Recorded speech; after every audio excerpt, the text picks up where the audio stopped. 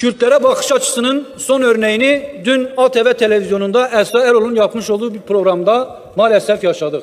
Eğer televizyonlara da bu yansımışsa 20 yıldan beridir AKP hükümetinin Kürtlere yönelik düşmanca politikalarının bir neticesi bu televizyona da yansımış ve programın sunucusu olan Esra Erol tarafından bir Kürt anası Besma Ana'nın Kürtçe konuşması, Kürtçe ciğerinin yandığının ifade edilmesi yayının kesilmesi suretiyle engellenmiştir.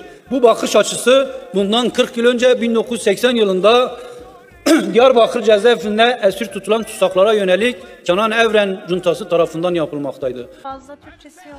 Ciğerim yanıyor diyor. Evet ama ben anlayamıyorum. Besime teyzeciğim. Türkçe bilmediği için oğlunun görüşüne gittiği zaman sadece 3 kelimeyle oğluyla görüşebiliyorduk. Kamber Ateş nasılsın? İşte 80'de Kürtlere yaşatılanın aynı